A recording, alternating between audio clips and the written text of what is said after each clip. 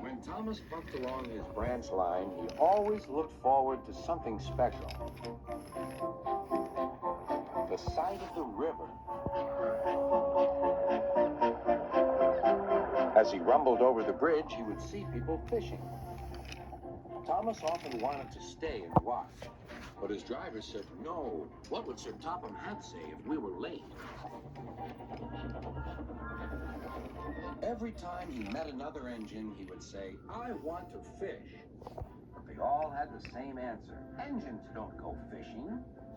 Silly stick in the mud, thought Thomas. One day, he stopped as usual to take in water at the station by the river. "Out of order." "Bother," said Thomas. "I'm thirsty." "Never mind," said his driver. "We'll get some water from the river."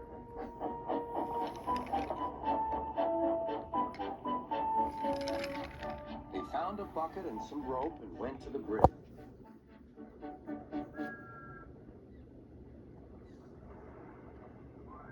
Then the driver let the bucket down to the water. The bucket was old and had 5 holes, so they had to fill it, pull it up, and empty it into Thomas's tank as quickly as they could, several times over.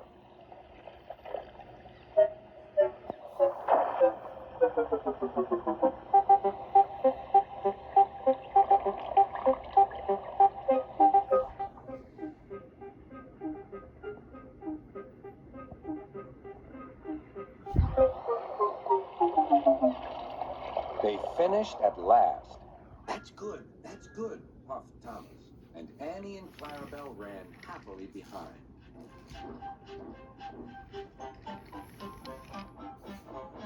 Suddenly, Thomas began to feel a pain in his boiler. Steam began to hiss from his safety valve in an alarming way. "There's too much steam," said his driver. "Oh dear," groaned Thomas. "I'm going to burst. I'm going to burst." They damped down his fire and struggled on. "I've got such a pain.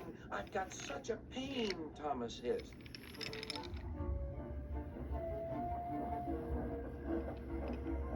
They stopped just outside the last station, uncoupled Annie and Clarabelle, and ran Thomas, who was still hissing fit to burst, on a siding right out of the way.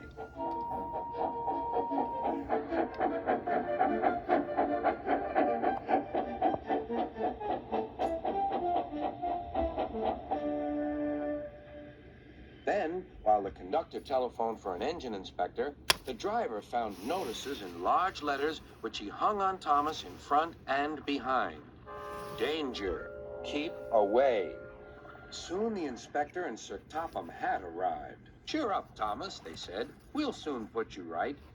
The driver told them what had happened. "So the feed pipe is blocked," said the inspector. "I'll just look in the tanks." He climbed up and peered in. Then he came down. "Excuse me, sir. Please look in the tank and tell me what you see." "Certainly, Inspector," replied Sir Topham Hatt. He clambered up, looked in, and nearly fell off in surprise. "Inspector," he whispered, "can you see fish?" "Gracious goodness me! How did the fish get there, driver?" "We must have fished them from the river with our bucket," replied Thomas's driver. "Well, Thomas, so you and your driver have been fishing. But fish don't suit you. We must get them out." They all took turns at fishing in Thomas's tank, while Sir Topham Hatt looked on and told them how to do it. When they had caught all the fish, they had a lovely picnic supper of fish and chips. That was good," said Sir Topham Hatt. "But fish don't suit you, Thomas, so you mustn't do it again." "No, sir, I won't," said Thomas sadly. "Engines don't go fishing. It's too uncomfortable."